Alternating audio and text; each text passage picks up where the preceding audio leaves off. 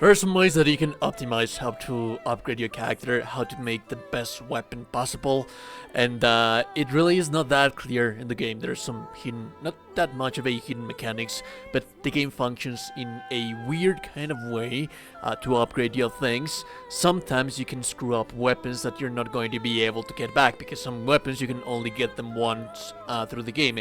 I myself had made some little bit of mistakes around here, and when it comes to upgrading my equipment, and these are mistakes that you should be avoiding. First and foremost, there's going to be timestamps in the video description for you to jump to whichever section that you think that it is most important to you. But I also like to point out that there's a link in the video description that will take you to Forgeries, because Forgeries is going to be the quintessential part of everything when it comes to forging an item. Let's say that you're in the endgame, or let's say that you're looking for a very rare material from those bosses that do not respawn that much in the world. I've had some bosses that it takes like 40 days for in-game 40 days for them to respawn for me. If you have the materials, you can forge them.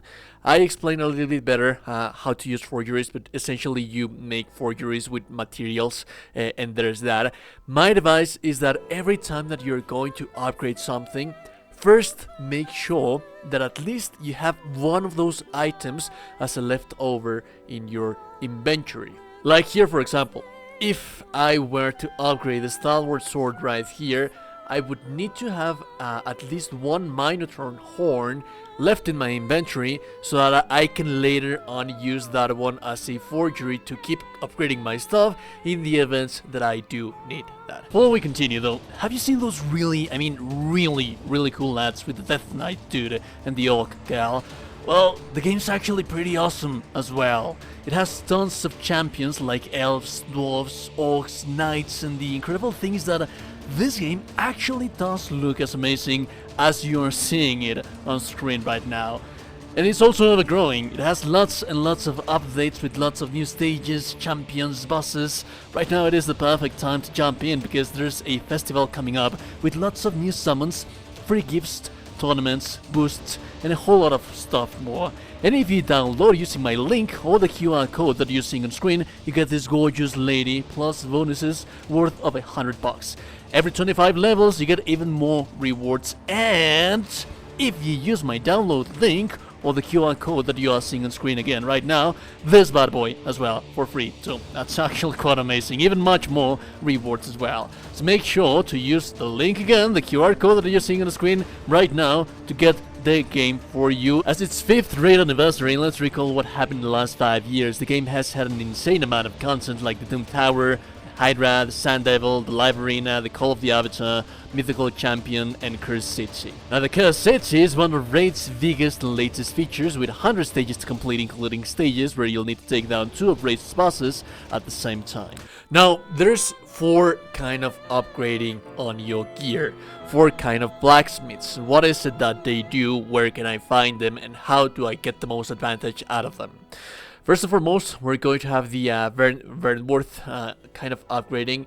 This guy is going to increase our materials and evenly give out stats. This is where it gets interesting, this is where it gets important. As you can see, I was dumb enough to add one of the upgrade paths to my strength and magical weapon on the battalion, like Bathal, the kind of upgrade. This was a mistake. I shouldn't have done that. Whenever you have something that has magic and strength in it, the Vermundian kind of upgrade is going to upgrade it a little bit more. So it's going to even out the stats. That's how it works. So the different blacksmiths that we have all over the world are going to be the Vernworth right here, which upgrades both all of the stats evenly. Like if you have like magic attack or strength attack, these guys are going to be a little bit more evened out. If you go up here, you're going to find the Sacred Arbor. On the Sacred Arbor, you're going to find the Gracious Armory. This is going to be the favorite place for mages, for sorcerers, and for magic archers. Not so much into Mystic Spear Hands, we'll get to that a little bit later on, but here is where you're going to upgrade your staves. Do not upgrade your staves or arch staves or your magic bows anywhere else, because they mainly have magic damage. So they are going to scale their magic damage right here. This is going to be very important when we talk about the Dragonforging as well, because there's kind of little percentages around here. And now, we do have different kind of blacksmiths in different places. Like for example, on the checkpoint rest count, you will find one more blacksmith, but this is going to be Varandian kind of blacksmith. And then, once you reach back Bathal, this is where you're going to have the Bathalian kind of upgrade. This is going to be focused for purely melee characters. This is going to increase the melee damage of thieves, warriors, fighters, archers. But then again, there's some little kind of exceptions around here and there that we'll discuss briefly in a little while. Then we have one more blacksmith right here in the volcanic island camp. The blacksmith right here, it's going to be the same blacksmith of the battalion. So there's that. And then we're going to have one more blacksmith. This is a hidden blacksmith that you will find in this place. This is going to increase the knockdown power, and it is going to be actually quite amazing for some very specific weapons. And as a matter of fact, I'd say that if you level up the character to a maximum, since you're going to have that much damage in itself, getting that extra knockdown, it's really great. But just have in mind that there are weapons in this game that have more knockdown than the rest of the weapons in the entirety of the game, so it is a nice idea to make knockdown builds. We'll discuss that in further videos on the best weapons for knockdown builds right here. But this is the blacksmith that is going to increase your damage when it comes to knockdown. Now that we have covered the basics, let's remember that the different kind of blacksmithings are going to do different kind of little things.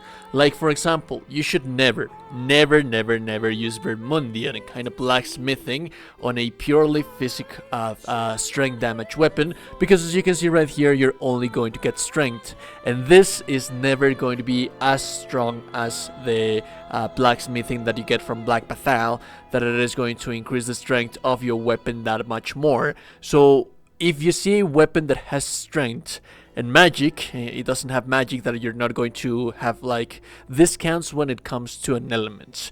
If the weapon has a magical element, that is going to increase, furthermore increase the damage of the weapon on itself. This one's right here, as you can see, I upgraded with Vermundian right here with this weapon. This is a weapon that I was using while I was leveling up, but you shouldn't use Vermundian upgrades on purely physical weapons, because the main kind of upgrade path that you want to be taking for that is going to be the Bathalion one. So why is the Vermundian kind of a little bit better then? Well, it mainly works preferably for armors. As you can see, armors are going to have magic defense. They are going to have defense. They are going to have different kind of resistances. And that being the case, at the end of the day, it's better to upgrade a piece of armor, that it is going to increase everything on your armor, because you're getting resistances for every single little thing around here and there. Now, that being said, that is not to say that there are not going to be weapons that are going to benefit from this, and as a matter of fact, the Mystic Spear Hands, they are the ones that are going to benefit the most out of the Vermundian, because opposite from the Magic Archers, which use purely magical damage when it comes to their attacks are all magical, the Mystic Spear Hands, they have a roster of attacks and their skills where they use magic, but they are also using physical attack, strength attack. So as you can see, we have like kind of an evened out. I do have a little bit more strength in here because I made the mistake of using the battalion kind of upgrade material for this one for the first time. But this weapon on a Mystic Spear Hand, it benefits the most from a Vermundian. Now that is not to say that there are not classes that cannot benefit from this kind of upgrade, because for example right here with my Thief, I have these weapons. These weapons have elemental damage, and since they have elemental damage, not only because they have elemental damage, I'm going to use kind of elven upgrade materials or kind of blacksmith, because the elven blacksmith is going to benefit the most when it comes to upgrading magic weapons. But this one has the two kind of elements. So to increase the damage of these things as much as possible, I need to be using Vermundian kind of upgrade, because it's going to upgrade both of this right here, and it is not going to upgrade only strength because it doesn't have just only strength, or it is not going to upgrade just magic because it doesn't have just only magic. This is very important, hugely important when we discuss about Dragonforging gear. This is where all of that previous knowledge becomes so much more important. Dragonforging gear, it's also going to affect the decisions that you make, concessions that you make when you are upgrading your gear. The Dragonforge, you're going to find him right here. You have to reach Bagbathal first, and then you follow this path. This is where you're going to find the Dragonforge. The Dragonforge is going to allow you to Dragonforge equipment. And the thing is that it's never going to tell you, well, one thing that Dragonforging is going to do is that it is going to decrease the weight of the weapon, of the armor, by half. But the thing is that it's never going to tell you what kind of last upgrade when it comes to the strength or magic attack you're going to get for any weapon. And the reason for that is very simple. This is where the previous knowledge that we discussed about comes into play.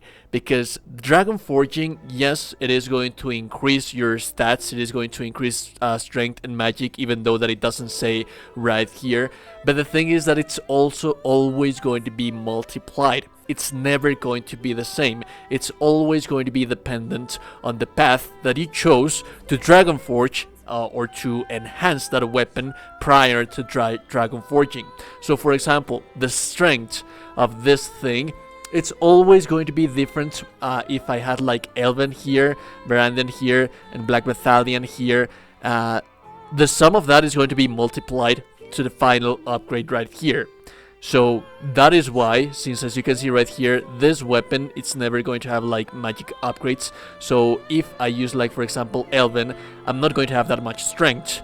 And that strength is going to be multiplied into something that it is not going to be all that great altogether. So what you want to do with this kind of weapons is use the Black Battalion kind of upgrades, because once you reach the third upgrade, the third threshold right here, it's going to multiply all of that strength, which came from the Black Battalion kind of upgrade. It's going to multiply it by 50%, I believe. I'm not entirely sure about the number, but that is why it's never going to tell you the exact number right here. The same thing happens right here. I did have the Black Battalion right here, so as you can see, this weapon has a little bit more strength in here. It should be a little bit more even out, but at the end of the day, it doesn't really matter. It's not that huge of a mistake right here with my Dadringa, because my Dadringa right here, it's still a weapon that benefits from strength and magic because of a Mystic Spearhead.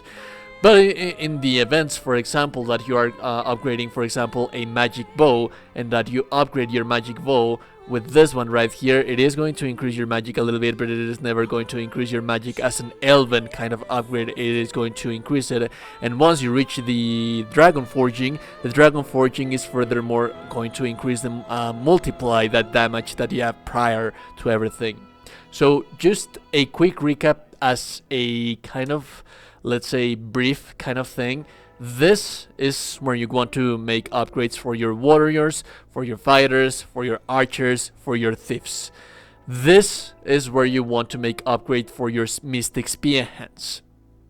And this is where you want to make upgrades for your mages, for your sorcerers, and for your magic archers. But have in mind, remember that sometimes warriors or fighters or thieves or archers, sometimes there are some weapons that have magical capabilities, magical properties, like the one that I have right here with my main pawn. Then this is the one that is going to benefit the most from the Varandian kind of enhancements. Have all of this in mind, because all of that upgrading kind of path, it's going to be further multiplied once you Dragonforge your weapons. If you like the content, like and over, super appreciated. Nostalgia today, you're a gorgeous and beautiful person. You're indeed a gorgeous and beautiful person. Have a lovely day, and goodbye.